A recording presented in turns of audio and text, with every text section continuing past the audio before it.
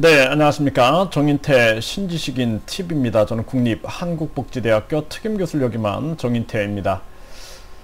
네, 우리가 저출산 문제가 아주 심각합니다. 그래서 우리나라 같은 경우에는 지금 뭐 저출산 문제가 뭐 0.8대로 이렇게 출산율이 나오고 있는데, 이 정도면은 정말 국가 비상사태인데요. 이제 국민들도 뭐 느끼고는 있지만 뭐 대책이 없는 거죠. 돈을 뭐 200조 이상 써도 계속 출산율은 떨어지고 있으니까 국민들도 이제 삶에 지쳐서 별로 관심 갖지 않는 것 같다라는 생각이 들고, 그리고 그 돈은 어디로 쓰여지고 있는지 국민들은 정말 낙담을 하게 되는 거죠. 이런 정황인 겁니다. 그래서 사실상 그 저출산 예산으로 한 40조 정도가 편성이 되는데, 그 돈이면은 한 사람당 뭐 1억 이상 지원을 해줄 수 있음에도 불구하고 정부 입장에서는 이것저것 따지면서 직접 지원보다도 여러 가지 뭐 연구비라든지 뭐 각종 다른 방법으로 지원을 한답시고 전개를 하니까 결국에는 저출산 문제를 해결하지 못하고 있는 것입니다.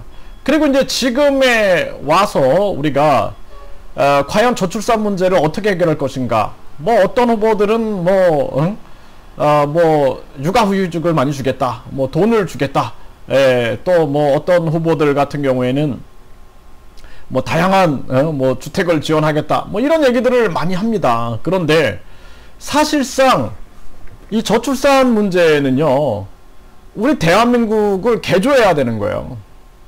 그래서 우리가 대한민국을 살아갈 때 진짜 여기가 아이들을 키우면서 행복하게 살 수 있는 곳인가, 이걸 전체적으로 봐야 되는 거예요. 그럼 여기에 정치, 경제, 사회, 문화, 교육, 의료, 이 복지, 이 모든 것을 총체적으로 느꼈을 때 그 어떤 신뢰감, 국가에 대한 신뢰감이 있었을 때 그게 가능한 겁니다. 그러니까 많은 후보들이 뭐 조금 뭐 하면은 될 것 같다라고 착각을 하지만 그거 안 된다라는 거예요. 국가 개조를 해야 하는 거예요.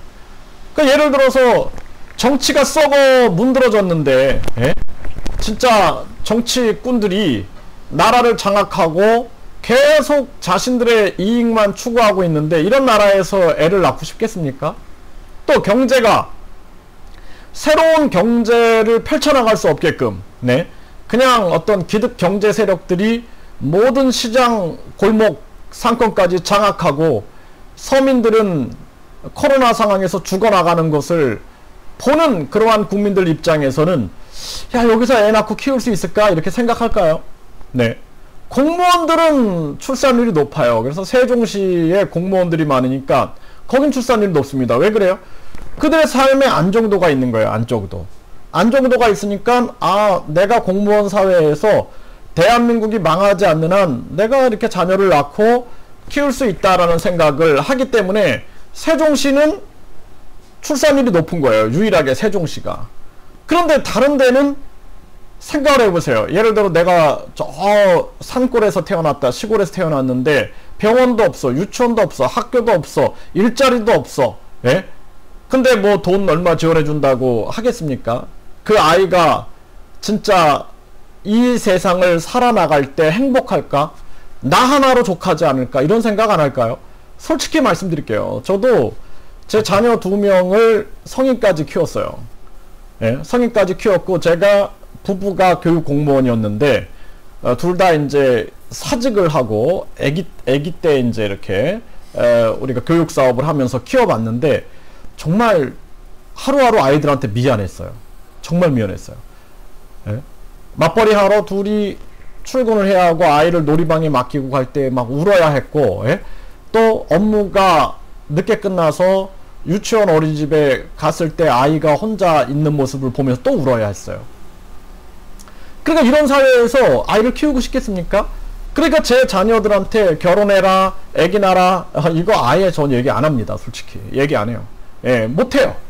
왜냐하면 얼마나 고통스러운데 나만 고통스러운 게 아니라 아이까지 고통스러워서 어떤 가족들 보면은 아이들을 죽이고 자기도 죽어요. 그 부모 심정이 어떨까요? 아이를 죽이고 자기도 죽이는 부모 심정이 어떨까요? 예? 그러니까 정치, 경제, 사회, 우리 사회 보세요. 뭐 부모가 자식을 죽이고 자식이 부모를 죽이고 뭐 70대 어르신을 20대가 막 폭행하고 각종 무서운 범죄들이 막 일어나요. 뭐 진짜 이 인터넷에서 뭐 댓글 싸움으로 서로 죽이고 막 이런 무서운 세상, 층간소음으로 그냥 막 성실하게 사는 분들이 죽어나가고 이런 걸 보면은 야, 이런 사회에서 정말 행복할까? 진짜 자녀를 낳을 수 있을까? 라는 생각하는 거예요. 정치, 경제, 사회, 문화도 보세요. 우리 문화가 지금 막 코로나 정황 또는 각종 이런 상황 속에서 문화를 제대로 펼칠 수 있는가? 문학의 또 각종 비리들 보고 막 상납 사태 뭐 이런 걸 보면은 아이고 진짜 아이를 낳아가지고 불안한 거예요. 불안한 거. 한 엄마는 그런 얘기를 하는 거예요. 제가 예전에는 불안증이 없었어요. 근데 아이를 낳고 나서 불안증이 생겼다라는 거예요. 그러니까 계속 불안한 거예요. 심리가 불안하니까 이 심리를 주체할 수가 없는 거예요. 예? 그러다 보니까 아주 뭐 공황장애까지 오는 거예요. 공황장애. 숨이 막히고 진짜 어떻게 할 수가 없는 거죠. 자기. 이런 상황까지 가는 거예요. 그래 정치, 경제, 사회, 문화, 뭐 교육. 우리 교육은 어떻습니까? 저는 교육자로서 참 부끄럽습니다. 교육이 아니죠. 그러니까 입시 기계를 만드는 거예요. 입시 기계. 그래서 저는 입시 기계를 만드는 이 입시 제도를 폐지해야 된다라고 보는 거예요. 그래서 학생들을 입시 기계로 만드는 것은 로봇 교육이지 사람 교육이 아니죠. 예? 가장 중요한 게 뭘까요? 예? 진짜 옳고 그름을 판단할 수 있는 마음을 심어주는 게 되게 중요한 거예요. 이걸 판단하지 못하면 안 됩니다. 옳고 그름을 판단하고 목소리를 낼 수 있게끔 해야 되죠. 진짜 저 아프간의 탈레반들이 교육하는 걸 보세요. 예? 그들이 여자들은 교육도 안 시키고 그러니까 계속해서 생각을 못하게 만드는 거예요. 그리고 잘못된 종교들 보세요. 사람을 세뇌시켜가지고 생각을 못하게 만드는 거예요. 예? 오직 그냥 뭐 자기들이 말하는 성서만 따라해야 된다. 그러니까 인간이 스스로 판단하지 못하게 만드는 거예요. 그러니까 정치도 종교도 그런 식으로 흐르게 되면은 잘못되는 거죠. 네, 그렇기 때문에 우리 사회, 그러니까 정치, 종교, 사회, 문화, 교육 이런 총체적인 게 개조되지 않으면은 저출산 문제는 해결되지 않는다. 저는 교육자로서 제가 유아교육을 강조했던 이유가 뭐냐면 바른 유아교육이 대한민국을 구한다라고 저는 생각을 했어요. 바른 유아교육을 하기 위해서는 바른 부모교육이 있어야 되는 거거든요. 그래서 예비 부모교육, 그리고 부모교육, 그리고 유아교육이 바로 서서 아이들이 6살 이전에 인격, 성격, 지능, 도덕적인 자세, 학습 태도 등이 거의 다 결정되기 때문에 이때 바른 교육을 실시함으로써 그러면서 우리 바른 청소년 그리고 바른 성인으로 자라나게 되는 것이죠. 그래서 대한민국 저출산 극복 어떻게 할 것인가? 대한민국 전체를 개조해야 한다라는 것입니다. 네, 그래서 대한민국 전체가 개조되지 않고서 뭐 출산하면 얼마 준다, 뭐 출산하면은 뭐 기저귀를 준다, 뭐 이런 얘기 해봤자 출산율은 향상되지 않는다라는 거예요. 그래서 많은 뭐 지자체들도 출산하면 얼마 준다. 그 출산율이 해결됩니까? 네, 해결 안 된다라는 거예요. 사회 전체가 정치인들부터 반성하고, 예? 진짜 국민을 위한 정치를 하고, 그리고 경제인들도 반성해서 더불어 함께 살아갈 수 있는 경제 구조를 만들어내고, 그리고 누구든지 창업하여 규제받지 않고 살아갈 수 있는, 창업할 수 있는 그런 세상을 만들어야 되고, 그리고 잘못된 이념에 사로잡혀가지고, 예?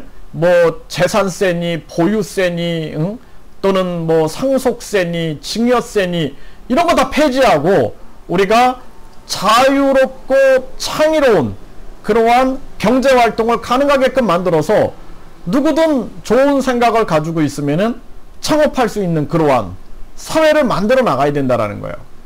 아무리 좋은 아이디어가 있어도 공무원들의 비리, 그리고 그 대기업들의 억압, 예? 그리고 그 대기업이 정치권과 손을 잡고 법조계와 손을 잡고 언론계와 손을 잡아서 그들이 장악하는 세상에서 누가 노비 같은 아이를 낳고 싶겠습니까? 예, 그렇기 때문에 대한민국을 개조해야지만 출산율이 높아진다. 이렇게 저는 말씀을 드리겠습니다.